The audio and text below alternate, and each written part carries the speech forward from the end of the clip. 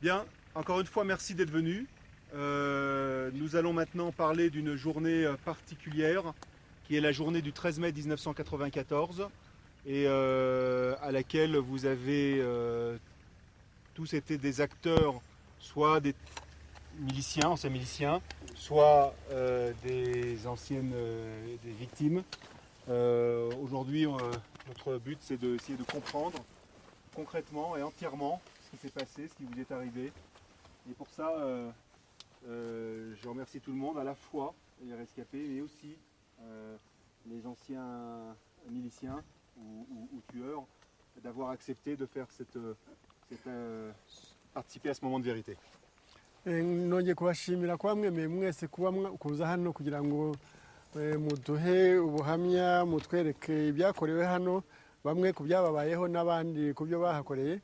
Mbashimiriye hamwe mwese kuko turimo turashaka kugira ngo tubone ukuri kuzadufasha kugera ku bindi byiza imbere birenze byatuma abantu biyunga nyine hakaba n'ukuri kukagira icyo kutugezaho. Je vais commencer par vous demander où est-ce qu'on est, sur quelle colline nous sommes. Quelqu'un peut me le dire? Nabanza mbabaze agasozi ahangaha turi hitwa ngwiki wabitubwira ninde? Ahangaha turi hitwa he? Monsieur. Hano turi mu mubuga ariko tureba agasozi ka Nyiramakware.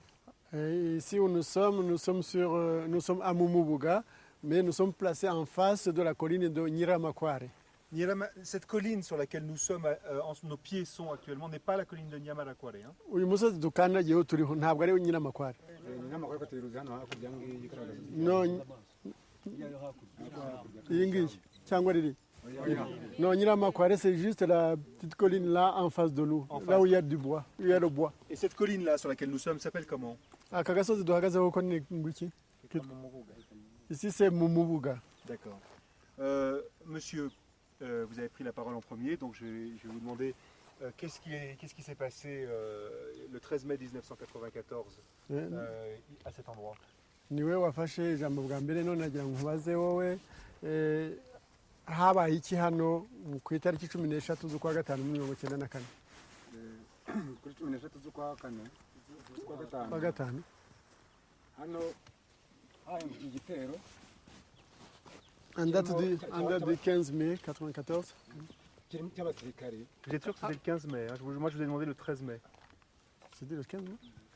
Bon, ngo ryari yakoje kuri 13 z'ukwa gatanu hahindukiye igitero hano uko duhagaze natwe twari hano kuri kariya gasozi. En date du 13 mai, sur cette colline, ici où nous tenons, nous est apparu un groupe de gens qui nous attaquaient. Nous étions sur la colline de Nyiramakware. C'était des militaires. Et cette attaque comprenait des militaires rwandais et des blancs.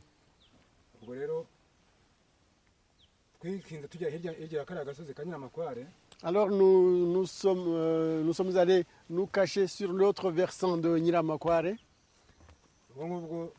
Abasigaye bahara mu gahinga gatoya babona bamanutse gakeya bageze panga batangira kurasa. Alors quelques-uns d'entre nous sont restés au sommet de la colline et ils ont vu le groupe d'attaquants qui sont descendus de ce côté-ci et arrivés un peu en bas. Ils ont de ce côté-ci, c'est-à-dire de ce côté-ci de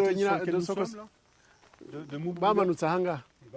Oui, ils sont descendus de ce côté-ci de Mumubuga. Nous sommes là en ce moment, si je comprends bien, sur la colline sur laquelle étaient les tueurs, tandis que vous, les victimes, étiez sur la colline en face, qui s'appelle la colline de Nyamarakware. Est-ce bien ça? Niba nabyumvise neza ni ukuvuga ngo ahangaha twe duhagaze niho abicanyi bari bahagaze, turi mu mwanya aho bari bahagaze. Mwebwe mwari muri ku musozi hariya wa Nyiramakware, mwe mwahigwaga. Niko bimeze? C'est bien comme ça. Je vous écoute, monsieur. Komeza. Noneho batangiye kurasa batubonye hariya batangira kurasa kumva imbunda zisanzwe nk'uko basanzwe baturasa. Alors ils ont continué, ils ont commencé à nous tirer dessus et nous avons entendu le bruit du boucan avec des armes dont nous n'avions pas l'habitude d'entendre. Qu'est-ce que faisaient ces armes? Izo mbunda zavugaga gute? zari imbunda zavaga amajwi nk'uko atarasanzwe kuko naho yikubitaga igisasu gikubitaga hacukumbaga cyane ku buryo n'abantu bari hafi aho ngaho birundumuraga hasi bagapfa bose. C'était des armes qui faisaient un très grand bruit et même là où tombait le projectile, ça creusait un cratère et souvent les gens tout autour étaient tués.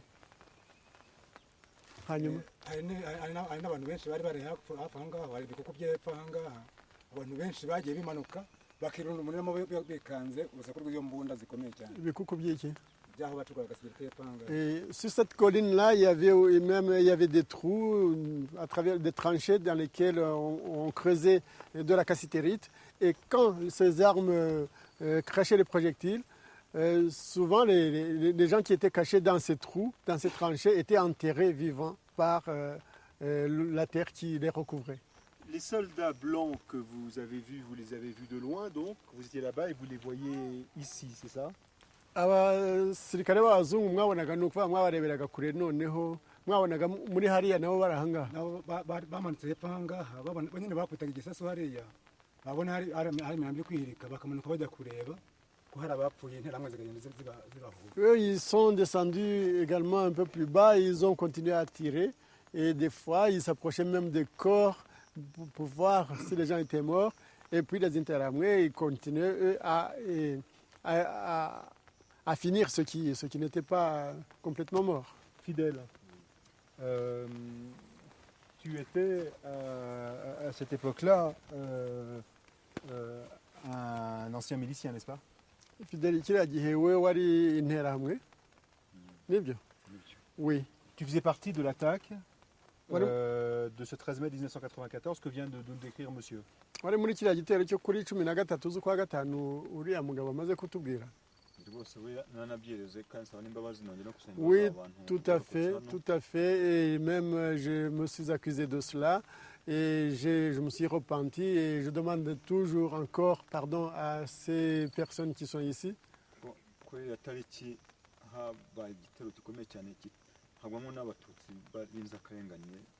À cette date, il y a eu une attaque extrêmement dure et il est mort, parmi ceux qui sont morts, il est mort des Tutsis innocents.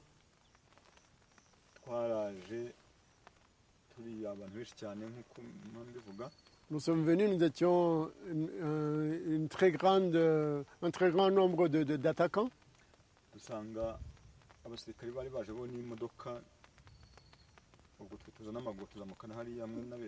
Les militaires, eux, étaient venus dans des véhicules et nous, on était venus, nous les interahamwe, la population était venue à pied.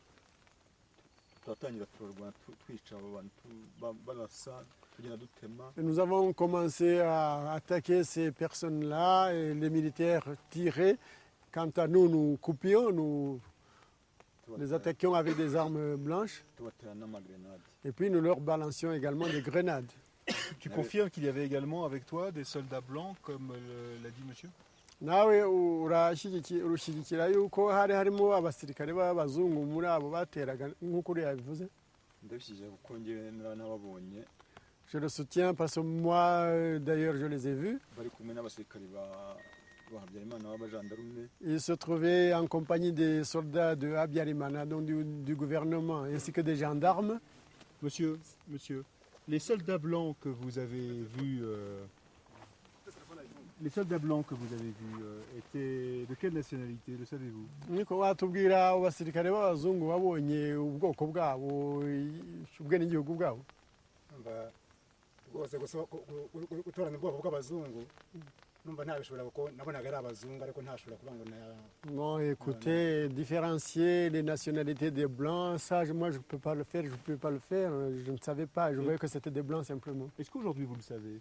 uyu munsi surabazi noneho uzi ubwoko bwabo? N'ubu ndabona umuzungu nkabona ko ari umuzungu ariko sinaba ngo ni umwenegihugu uyu n'uyu. Même aujourd'hui, quand je vois un blanc, pour moi c'est un blanc, c'est tout, je ne connais pas sa nationalité. Aujourd'hui, est-ce que vous savez de quelle nationalité étaient ces blancs qui vous ont attaqué le 13 mai 1994? uyu munsi bwo waba warumvise cyangwa uzi ubwoko bw'abo bazungu babateye muri kiriya gitero cyo kuri 13 z'ukwa gatanu 1994 ku musozi wa Nyiramakware? Nakomeje kumva amateka yabo ko ari Abafaransa. J'ai entendu à plusieurs reprises que c'était des Français. Et qui c'est qui vous l'a dit? Ninde wabikubwiye?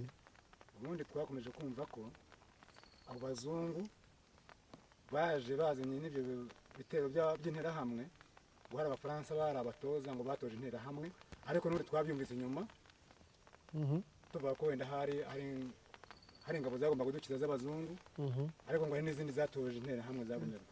Oui, nous avons continué à apprendre cela. On nous disait que nous avons appris que ces blancs, c'était des blancs français qui avaient entraîné les Interahamwe. Mais bon, nous avons entendu aussi plus tard qu'il y avait d'autres blancs qui devaient venir nous sauver. Quelqu'un d'autre veut prendre la parole est-ce que d'autres personnes rescapées ont également, lors de cette attaque, vu des soldats blancs? Hari undi muri mwebwe ushobora bacitse ku icumu ushobora kutubwira niba yarabonye hari abasirikare b'abazungu yabonye muri icyo gitero?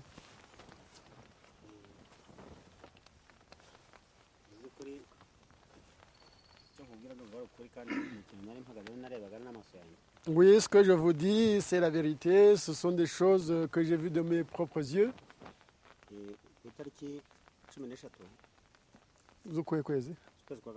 En date du 13 mai.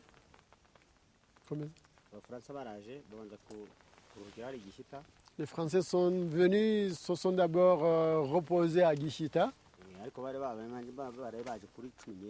Mais ils étaient venus la veille et ils avaient passé la nuit à Gishita, la veille au 12.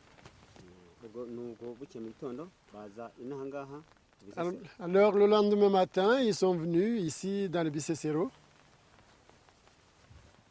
Combien ça?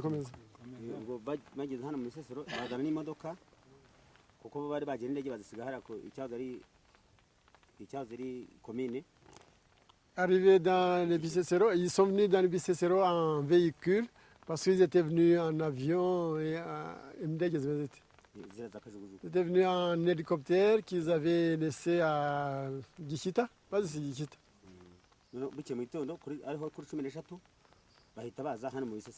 Alors le lendemain, 13 mai, ils sont venus ici dans le Bisesero. Ils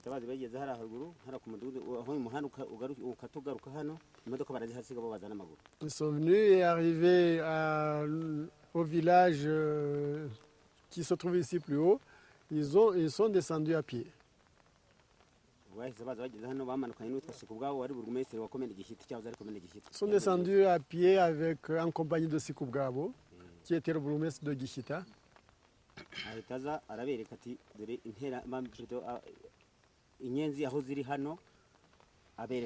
Il leur a montré la colline de Nyiramakware là en face en leur disant voilà, les Inyenzi se trouvent par là. À qui il l'a montré Il montrait aux Français. Mais comment vous pouviez voir ou tout au moins entendre cela?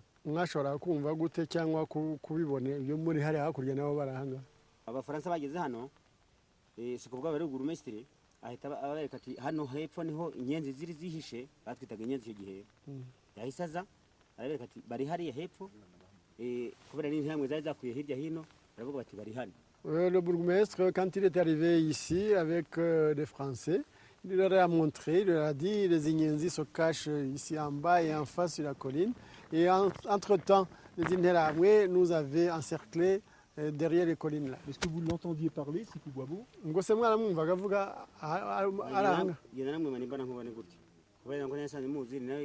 Moi je l'ai vu de mes propres yeux, je le connaissais, c'était notre bourgmestre. Mais vous l'entendiez parler ou vous l'entendiez juste, vous le voyez juste désigner? Non, ndakubaza waramubonaga waramwumvise cyangwa ntabwo wamwumvise n'amatwi? Je l'ai vu mais je ne l'ai pas entendu. Non, je l'ai vu de mes propres yeux et ce qu'il disait, je l'ai entendu. Il disait, ils sont par là et c'est là qu'ils se sont réfugiés. Quand vous dites les soldats français, à cette époque vous voyez des soldats blancs, est-ce que vous savez déjà que ce sont des soldats français?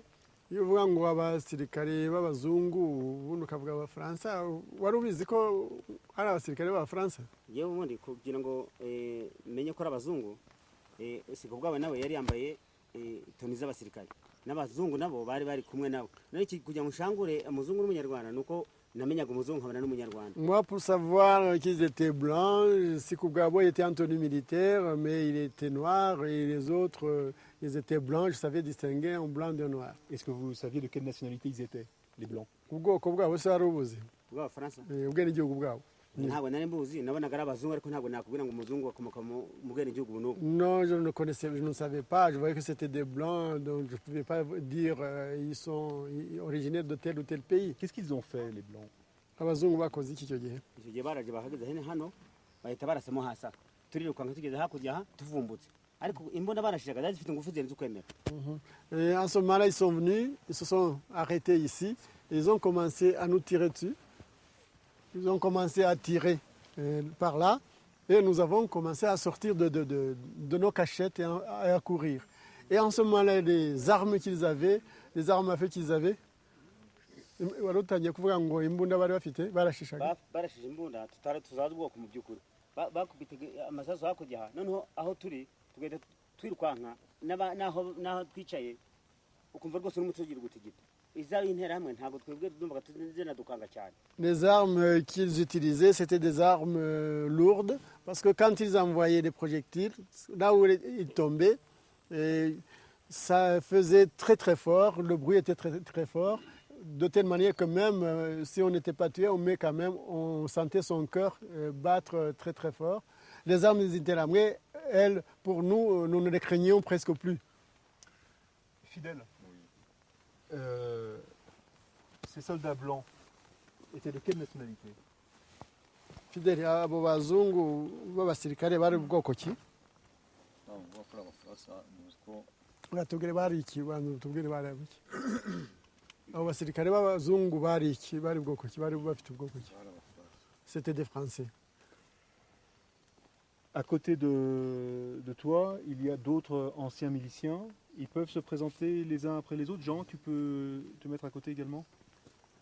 N'abandi mwari kumwe mwegerane. Vous êtes 5 anciens miliciens en tout, c'est ça? Muri batanu ubwo ngubwo? 6, hein? Non, attendez. Muri bangahe? 5. 5, d'accord. Est-ce que vous pouvez vous présenter les uns après les autres, vous dire votre nom et prénom? Mushobora kutubwira amazina yanyu umwe umwe? Nitwabaze Matike Esironi.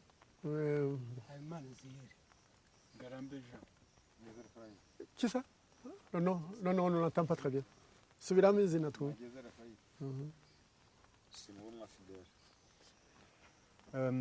Est-ce que quelqu'un veut nous parler un petit peu de l'endroit où il était ce 13 mai 1994, avec qui il était, et ce qu'ils ont fait?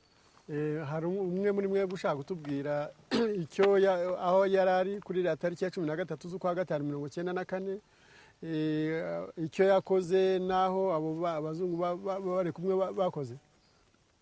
Hari icyo nshaka kuvuga kuri iyo tariki. Je vais dire quelque chose. Kuri iyo tariki iyi Bisesero ntaho tutayigeze. À cette date, Bisesero, tout Bisesero, on l'a parcouru, on n'a laissé aucun endroit qu'on a atteint.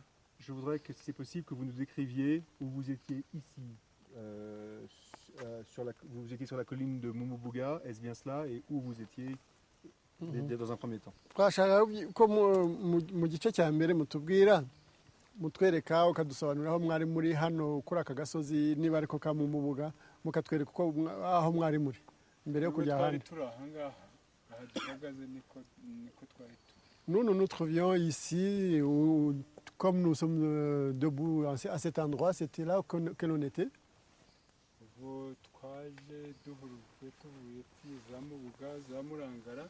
Alors nous sommes venus d'un peu partout, Mubuga, Murangara, parce qu'on nous demandait de venir ici.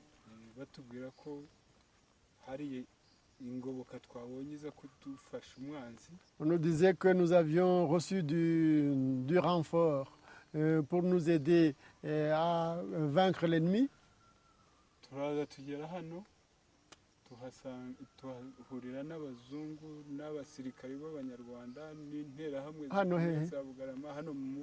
Nous sommes venus jusqu'ici à Mumubuga où nous nous sommes rencontrés avec les interahamwe qui arrivaient d'un peu partout ailleurs, de Gisovu, de Baturutsehenahe. na za bugarama Et même de Bugarama, c'est dans Cyangugu. na za gikongo Et les autres arrivés aussi de Gikongoro. tugeze hano ubwo abasirikari b'abanyarwanda n'ab'abazungu ariko twe twari tuvuye iwacu batubwira ko hari abafaransa baduhururiye. Quand nous sommes arrivés ici, on nous avait dit qu'il y avait des Français qui étaient venus nous donner du renfort. Et arrivés ici, nous avons trouvé des soldats rwandais et des soldats blancs.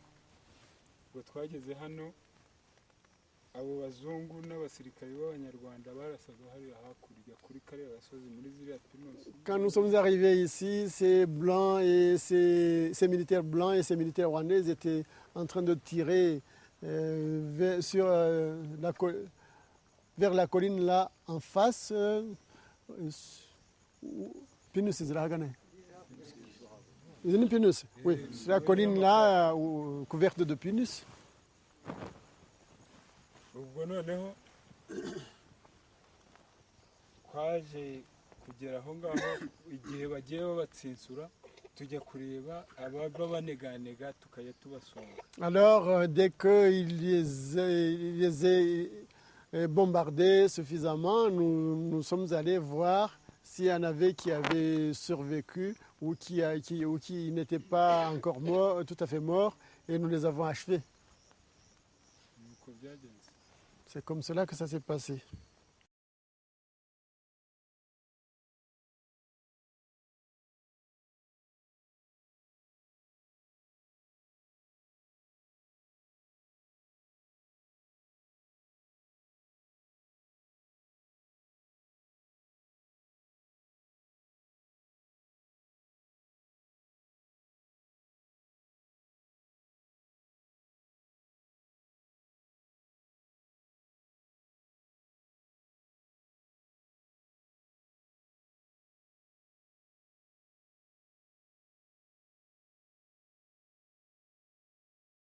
Quelqu'un d'autre veut prendre la parole et m'expliquer un peu ce qu'il a fait, ce qui s'est passé? hari undi watubwira we uko icyo yakoze nuko byagenze. ukuntu byagenze twari duhagaze hano nk'uko mugenzi wanjye abivuze. Nous tenions ici, comme l'a dit mon collègue, hari abo basirikari b'abazungu il y avait ces soldats blancs, n'interahamwe zari zivuye i Bugarama, ainsi que des interahamwe qui venaient de abandi Bugarama, bavuye i Gisenyi. d'autres qui arrivaient de Gisenyi.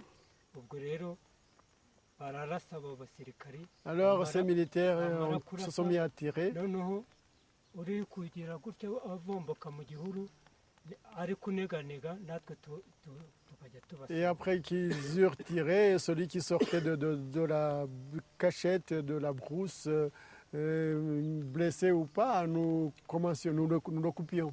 Donc vous attendiez que les... Vous avez vu vous-même des soldats blancs? Mwebwe mwabonye wowe ubwawe wabonye abasirikare b'abazungu? Narababonye. Moi je les ai vus. Ils étaient où exactement? D'où ils tiraient? Bari hehe neza neza, twereka aho bari bahagaze barasa. Vous pouvez nous montrer? Gerageza twereka aho wumva bari bahagaze barasa. ubundi bari bahagaze hano. Aho ngaho neza neza, twereka aho wumva uzi.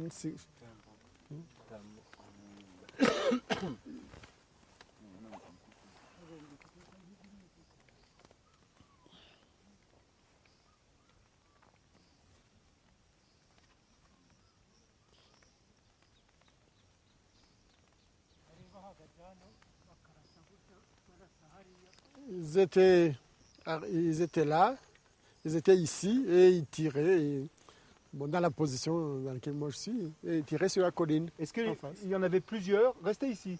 Il y en avait plusieurs de soldats. Il y avait combien de soldats français? uno musirikare yabaga ari kuri pozisiyo se ntabwo bagendaga birundanyije nk'uko turi. umwe yabaga ari nka hariya undi ari nka hariya undi ari nka hariya. Les soldats avaient chacun sa position, ils n'étaient pas collés l'un contre l'autre. Un était par exemple là, un autre à une certaine distance, un autre à une autre distance. Jean, Raphaël, Fidèle et monsieur, est-ce que vous pourriez chacun vous mettre à la position où étaient les soldats français, que nous puissions visualiser un peu ce qui se passait? gusa naho muhagarara nk'aho abafaransa bari kugira ngo dushobore kubibona neza twebwe. Umwe ajya aho yumva yamubonye undi aho yamubonye.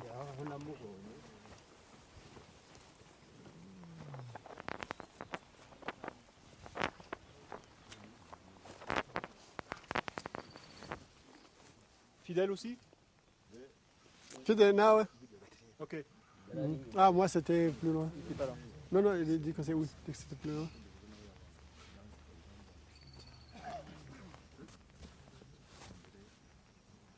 Donc ça y est, vous êtes dans les positions et mettez-vous dans la position dans laquelle étaient les soldats.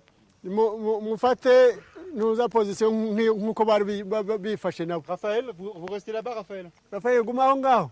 Guma aho ngaho niba ariho waruri. Niba ariho bari bari. Et on va venir vous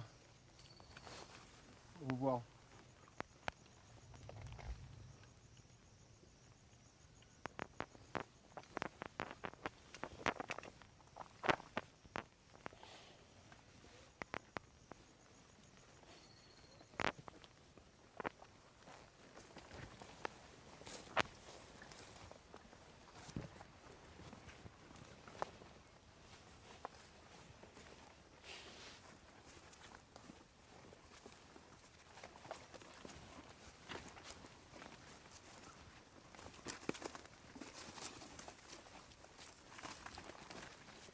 Il y avait bien un soldat français ici, c'est ça?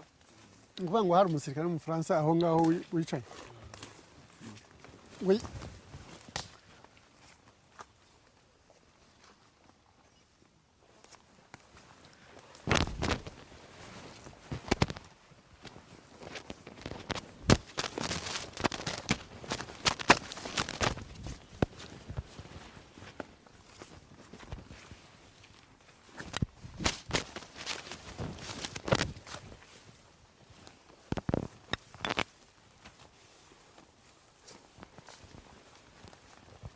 Jean, tu confirmes bien que tu es assis à la position où se tenait un soldat français le 13 mai 1994 en train de tirer en face sur les Tutsis.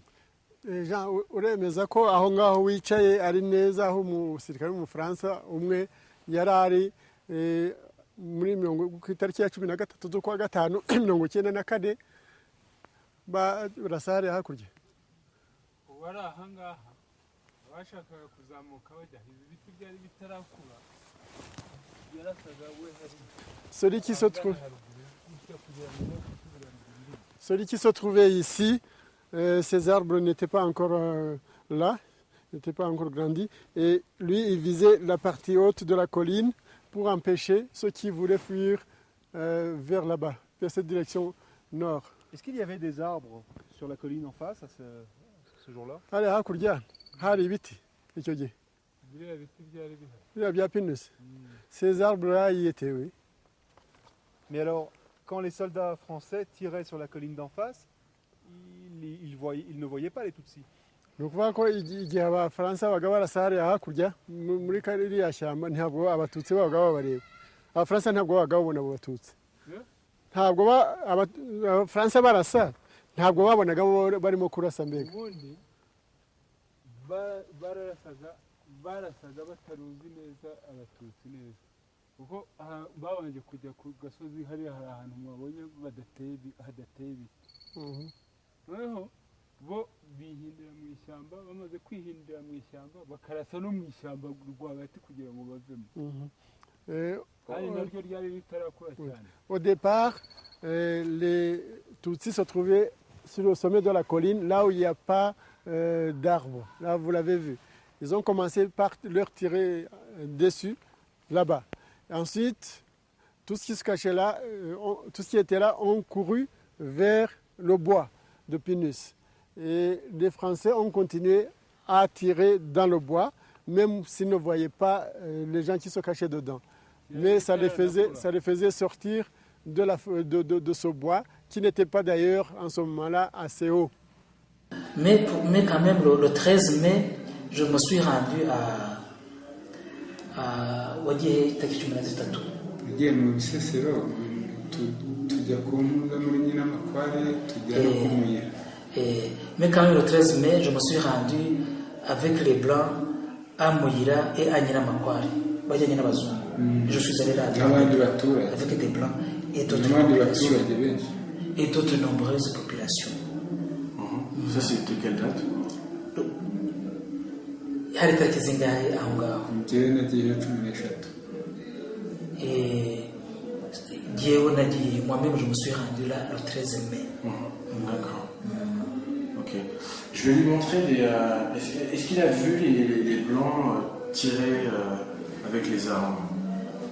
Wabonye abazungu bafata imbunda bakarasa ku bantu? Bari bazifite bafatikanyije n'abajandarume n'abapolisi n'ibiki byose. Les Blancs avaient des armes et ils appuyaient les gendarmes et ainsi de suite. Et la police. D'accord. Je vais lui montrer des armes, des différentes armes, et il va me dire s'il y a des armes qui lui font penser aux armes qu'avaient les Français.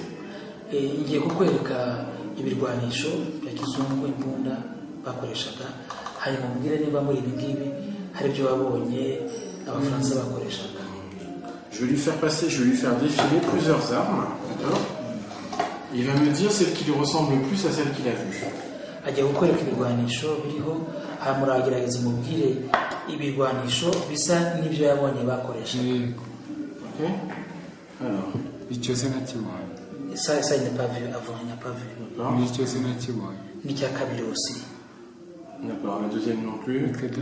N'icya gatatu nacyo yabonye. Troisième arme, il n'a pas vu. 1, 2, 3 armes, il n'a pas vu. Quatrième aussi. Ok. Ça aussi, non. Pardon. Ça, c'est un missile. Ça, c'est quoi? Ça, il a vu. Ce n'est pas l'arme, c'est le missile qui est dans l'arme, hein, d'accord? C'est le missile. Oui, c'est le missile qui est dans l'arme. Iyo nabonye niyo bacomeka ku mbunda isanzwe. Il a vu la missile qu'on connecte sur l'arme. D'accord. Est-ce que le bout là, ça lui ressemble un petit peu, le bout là akagatwe kayo umva warakabonye ucomekaho? Iyo nabonye imbere yabaga imeze nk'agahiri, icyo bacomekagaho imbere yabaga imeze nk'ubuhiri bagacomeka ku mbunda, noneho bakarasa igatumukana ka kandi bacomeka. L'arme qu'il a vu, c'est quelque chose qui était comme qui était un peu gros au bout, comme un des sortes de bout du gourdin, comme ceci, comme ceci. Et puis on connectait sur l'arme et quand on tirait, ce bout partait. D'accord. Ok.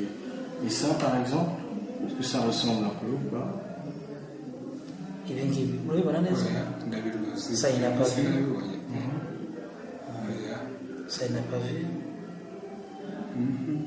Ahubwo uyu nguyu umeze gutya, uretse ko bakoreshaga nk'izi mbunda tubona hano, bakoreshaga imbunda tubona hano, ariko bakaba arizo bashyiraho icyo gisasu kindi kikagenda kikikubita hirya kigashanyagura abantu benshi. Ils utilisaient les armes comme les armes qu'on voit ici au Rwanda, mais ce bout pointu comme était sur le bout du fusil, ça partait immédiatement et ça détruisait des populations entières. Ok. Restez là, Jean, et on va vous appeler après. Nous, on va voir les... ubugumye aho ngaho turagaruka cyangwa turaza guhamagara Les soldats français.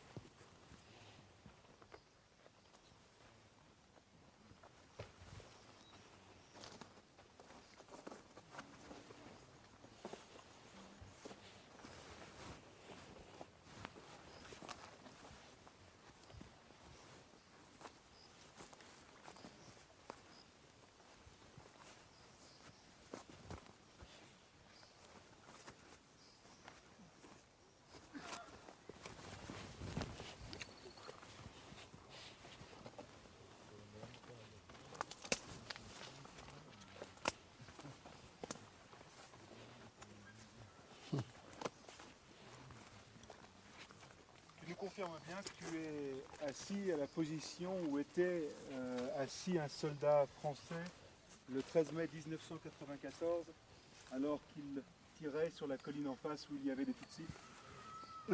watubwira neza koko niba aho wicaye hari umusirikare w'umufaransa ku itariki 13 z'ukwa gatanu 1994 arimo arasa kuri kariya gasozi kari kariho abatutsi.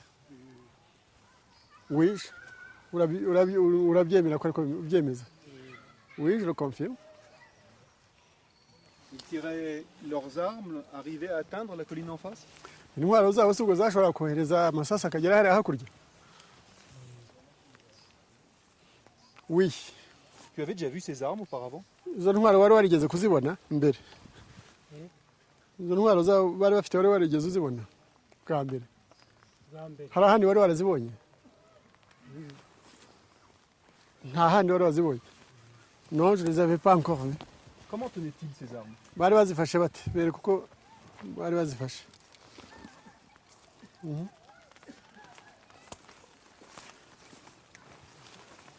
Nuko bari bazifashe. Ok, nous allons voir maintenant le prochain témoin, qui est Raphaël.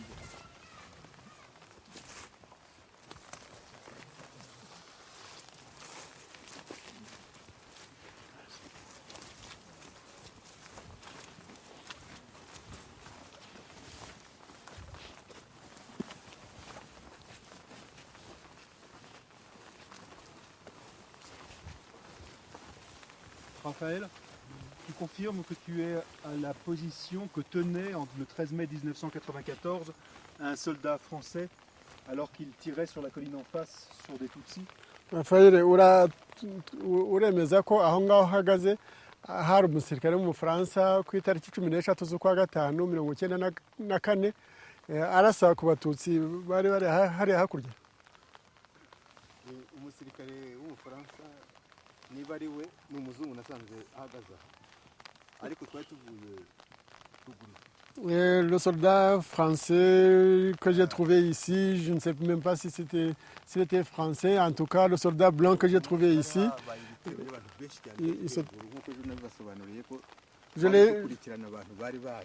Ce jour-là, il y avait une grande attaque et moi je l'ai vu quand on venait ici en poursuivant les gens qui s'enfuyaient dans cette direction.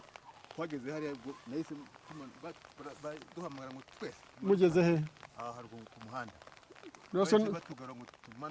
Lorsque nous sommes arrivés là sur la route,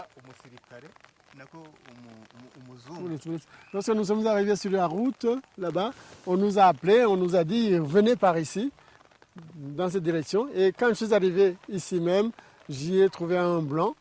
Hanyuma.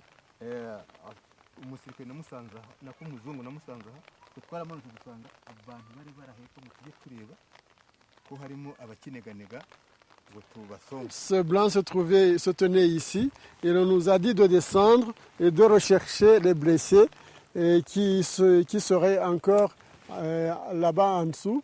Et qui vous a dit?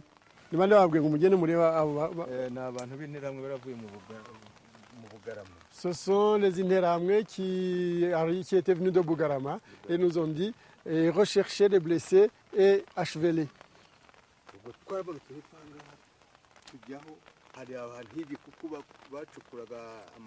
Alors nous sommes descendus ici en bas et il y avait des tranchées dans lesquelles des galeries où l'on creusait des pierres précieuses, de la cassitérite. Hanyuma.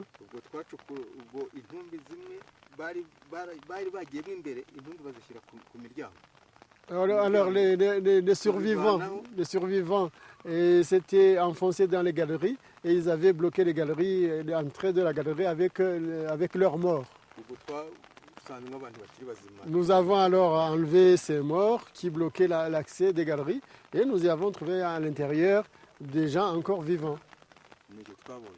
Nous les avons vus et puis nous les avons tués. C'est ça mon témoignage. Est-ce que les soldats blancs vous ont laissé aller sur place ou est-ce qu'ils vous ont accompagné?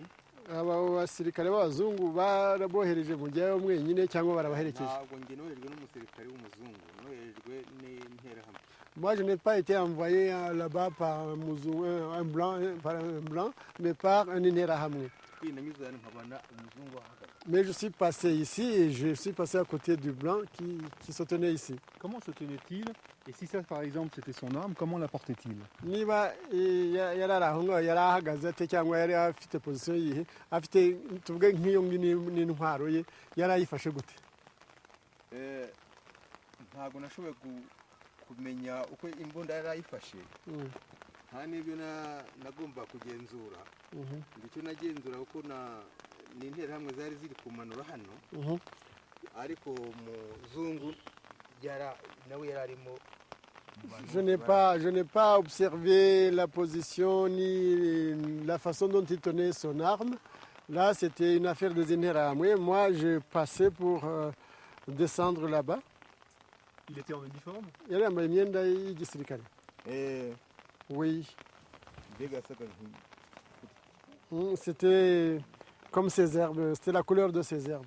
Et il tirait pendant que vous passiez devant lui? Munyuze imbere yararasa, yararasaga. Wahise arimo arasa. Njye ngera aha ngaha, abantu bose ngo bari hakurya bose bari bamanuye babarashe, twari turi kugenzura abasigaye. Moi, quand je suis arrivé ici, toutes les personnes qui se trouvaient sur la colline avaient été tuées ou ils étaient descendus plus bas dans la vallée. Et nous ne faisions que contrôler s'il y avait des survivants et les tuer. Donc les tirs étaient arrêtés? Nous voyons ntabwo bari bakirasa byari byarangiye. Abantu bari bashizeho ngo twageze inyuma, nageze inyuma. Ntabwo bari bakirasa. Non, ils ne tiraient plus. Moi, quand je suis arrivé, il n'y avait presque plus de survivants, il n'y avait que des corps morts. Ok, on va rejoindre les rescapés. Restez ici un instant, Raphaël. Pendant l'opération turquoise, quand il y a beaucoup de Français, quand l'opération turquoise, donc c'est à la fin juin, où est-ce qu'il est exactement? Qu'est-ce qu'il fait et qu'est-ce qu'il fait? cya operation turquoise ukwezi kwa gatandatu gushira wari uri hehe? Je me trouvais ici même à Mobuga. J'étais ici même à Mobuga. Est-ce qu'il a participé aux attaques à la fin juin? Wagiye mu bitero byo mu kwezi kwa gatandatu kurangira?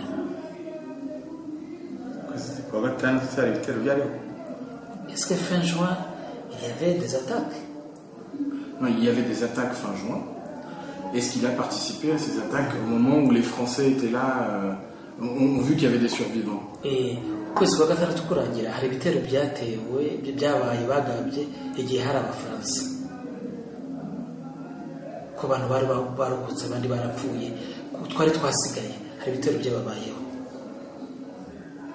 Byabayeho France haje abafaransa ukwezi kwa 24 z'ukwa karindwi nakoze kwa gatandatu bigeze muri 27 z'ukwa gatandatu. Autour de les dates de plus de 20 de juin, il y a eu des Français. Oui, c'est ça. Et est-ce qu'à ce moment-là, il a participé à des attaques? Et mu bitero byo muri icyo gihe byabaye wabigiyemo? Oya. Cyo nagiye muri byo mu kwezi kwa kane no kwa gatanu. Non, moi j'ai participé aux attaques d'avril et mai. D'accord. Pourquoi il ne participait plus aux attaques au mois de juin s'il participait en avril et en mai? Ko muri ukwezi kwa kane kwa gatanu wagiyemo kuki utagiyemo mu bindi bitero? Kuzagiye mu bindi bitero byo mu kwa gatandatu? Nta ngufu byari bifite cyane twari.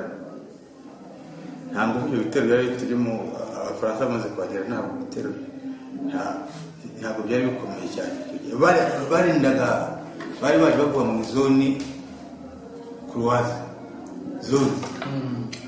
À ce moment, on n'a pas les attaques de fin juin n'étaient pas des attaques fortes, importantes, parce qu'à ce moment les Français de la zone turquoise venaient de venir.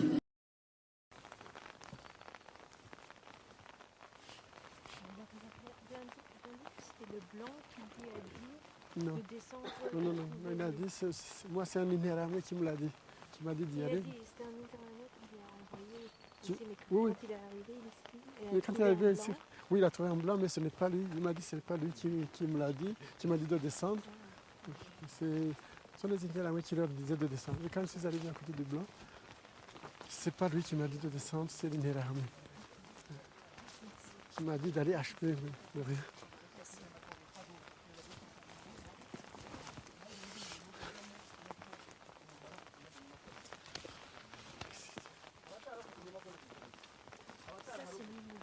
Mumubuga we.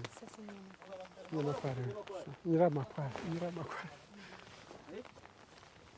ntabwo mwanditse neza ubu ntabwo wari murimo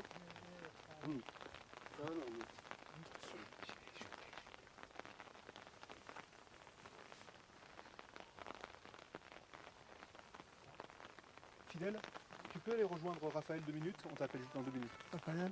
Oui, vas-y. Egera Raphaël. Allez, on rejoint Raphaël, on te rejoint dans 2 minutes. Dans 2 minutes, on vous appelle. Komeza hirya.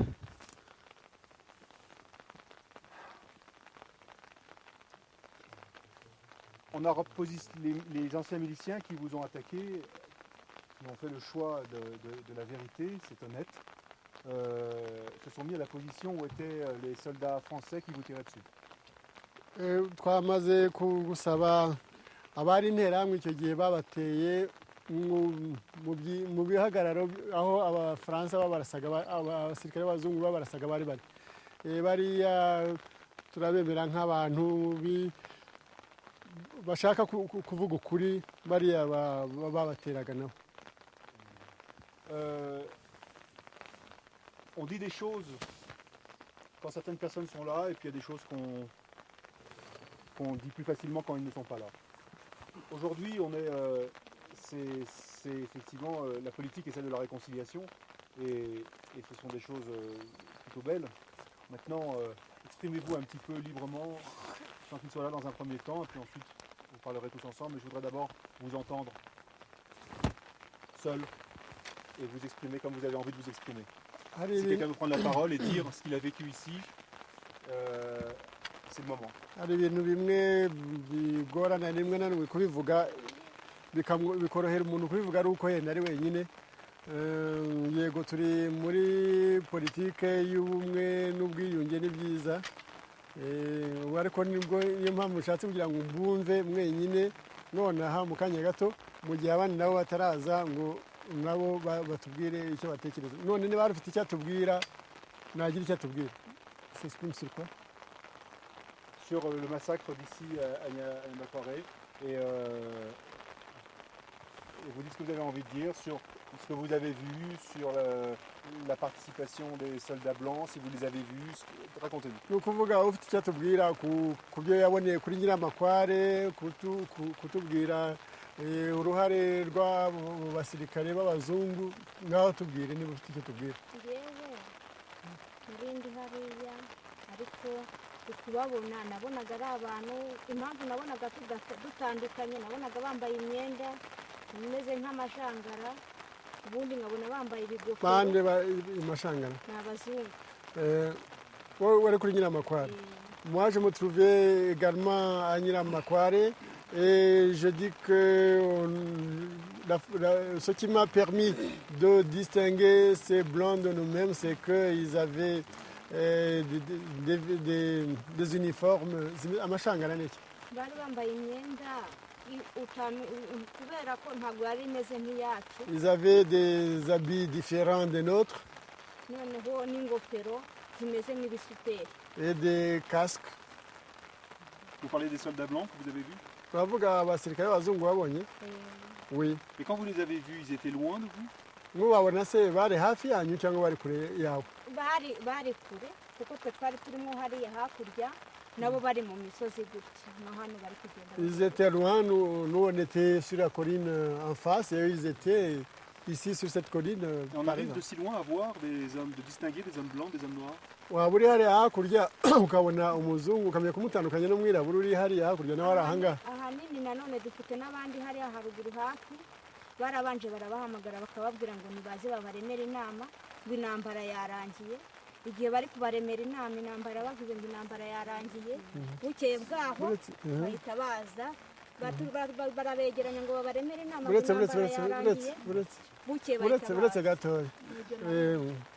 La raison pour laquelle on pouvait les distinguer, c'est que déjà il y en avait d'autres qui étaient venus sur la colline en haut et qui nous avaient rassemblés, qui avaient rassemblé des gens leur disant la guerre est finie, venez, on va vous aider. Et après, ils ne l'ont pas fait. Et le lendemain, ils sont venus et ils ont commencé à les tuer. Donc vous voulez dire qu'ils vous ont appelé à vous rassembler, des soldats blancs vous ont appelé à vous rassembler le 12 mai. ni ukuvuga ko abasirikare b'abazungu babahamagaye ngo muterane mukore iyo nama hamwe nabo ku itariki 12 z'ukwa gatanu. Le 13. Vous avez dit que le 13 mai, vous avez subi une attaque, c'est cela? Mwatubwiye ko kuri 13 z'ukwa gatanu aribwo mwagabweho igitero. Et que c'est cela que j'ai vu. Moi, j'étais encore très jeune. Il y a quand même des grandes personnes qui étaient grandes à l'époque. Et le jour où les soldats blancs, vous ont demandé de sortir de vos cachettes, de vous dire que la paix était revenue, c'était la veille ou c'était le même jour que l'attaque? Umunsi abasirikare b'abazungu bababwira ngo nimuze ngo muterane ngo intambara yarangiye, ni uwo munsi babateye cyangwa ni babateye bukeye? Madame, d'abord. Banza aho dusubize. Njye nari umwana muto nabibonaga gutyo, nagendaga niruka inyuma y'abagabo kubera nari umwana muto nkagenda mbirukaho gutyo gusa. Moi j'étais un enfant, je courais derrière les hommes pour me cacher, je ne me souviens pas de grand chose. Monsieur? Merci, vous la posez. ubundi ikibazo cy'umwana w'umudamu w'umukobwa we yabonaga noneho harimo abazungu bakavuga yakebuka agasanga ari ibintu byazagara. Le problème pour cette jeune dame, elle était très jeune et nous on criait, on disait il y a des blancs parmi ceux qui nous attaquent. Évidemment elle se retournait regarder, bon, comme tout le monde.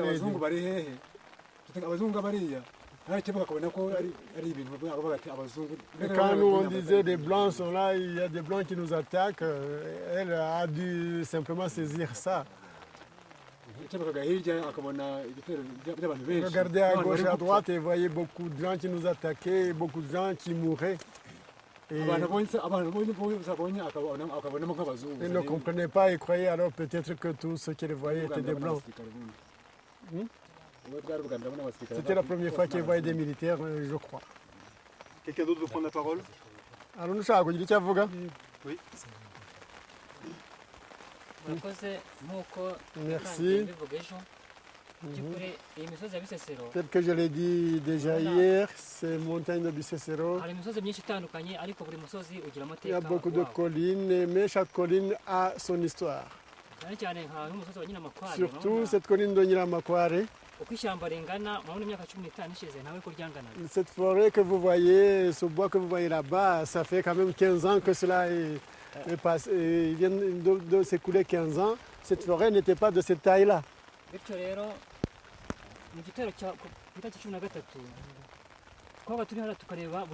Ainsi, dans l'attaque de ce 13 mai, nous pouvions voir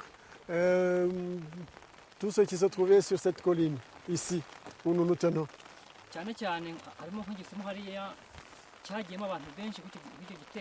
Là-bas, il y a une galerie, une grande tranchée où se sont cachés énormément de gens.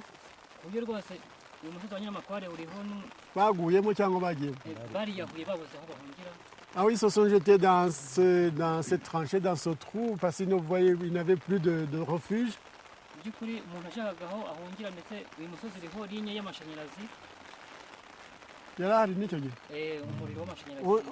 On cherchait partout où s'enfuir, et comme cette colline est comme il y a une ligne électrique sur cette colline,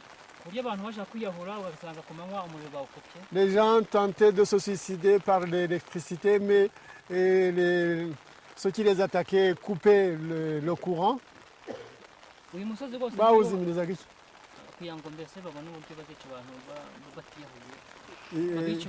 Pourquoi ils coupaient le courant? Ils coupaient le courant pour que les gens ne puissent pas se suicider et mourir moins, en ayant souffert moins. C'était pour mieux les torturer plus tard en les attrapant.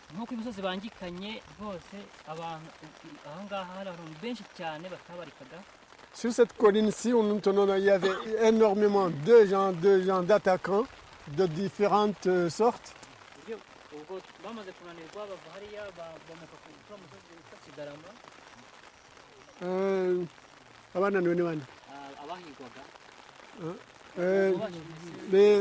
Les victimes, bon, ceux qui étaient attaqués, ont fini par se fatiguer. Ils sont descendus sur la colline Kigarama.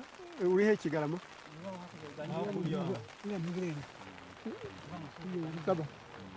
C'est la colline Kigarama que nous voyons au fond à droite.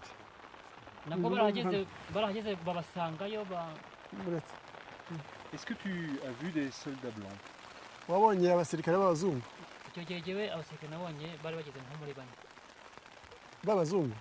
En ce moment-là, moi j'ai vu 4 soldats blancs au moins. Où ça? Ils étaient où? Je les ai vus de ce côté-ci car ils n'étaient pas encore parvenus. Ils n'étaient pas parvenus sur la colline en face. J'essaie de comprendre. Ils étaient sur quelle colline? Ils étaient sur cette colline-ci, donc la colline la colline Momobuga. Qu'est-ce qu'ils faisaient?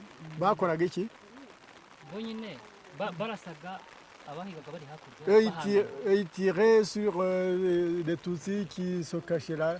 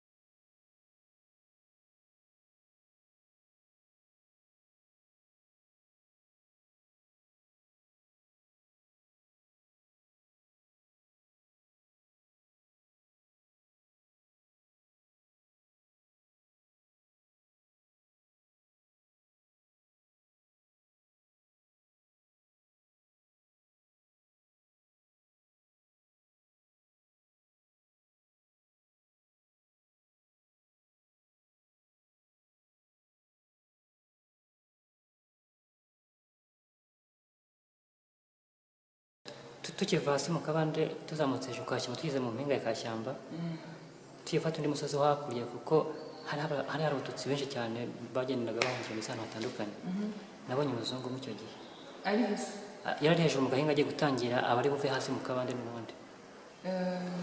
Je crois que moi ce jour-là quand je quittais pour rejoindre les autres, c'est là où j'ai distingué un blanc parce que moi j'étais pas tout près de la route.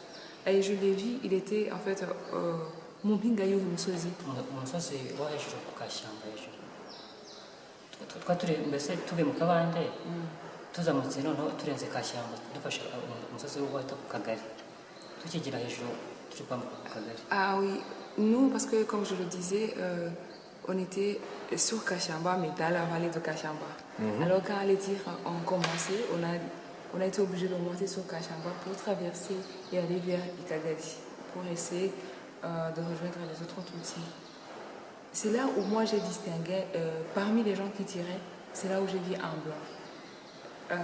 Parce que je ne voyais pas tous. Et il se trouvait où le blanc sur Yari ahagaze hehesi. We yari mu gahinga hejuru y'uwo musozi tugera kumwe n'abapolisi. abapolisi bari bakomeye. Lui, il était... yari mu barasa sinawe warasaga nawe yararasaga we yari afite imbunda iyo mbunda niyo mpamvu twavuze tuti iyo ni iyabo kuko ijwi ryayo ryabaga ritandukanye n'izindi twari tumaze iminsi tumenyereye. Lui, en fait, quand je l'ai vu, moi, j'ai pas vu les autres qui étaient avec les militaires. Lui, il était comme ça à côté des policiers qui étaient là, tout près de la colline de la route qui est sur la colline de Kachamba. Moi, si je dis que ce tir que j'ai entendu qui a tué une personne à côté de moi, si je dis que c'est peut-être lui qui a tiré, c'est parce que c'était la première fois que j'entendais. Donc, je ne dirais pas ce qu'on dit, la voix de fusil, non. Donc, que j'ai entendu ça, quelque chose oui, son de très fort. Mais je ne l'ai pas vu tirer, en fait. D'accord. Mais est-ce qu'il était derrière les grosses armes ou il était à côté? Nese ahagaze hari ibibunda byari bishinze cyangwa yari iruhande rwazo. Lui, en fait, ça, il n'a pas vu. Il n'a pas vu parce que... Oui. D'accord.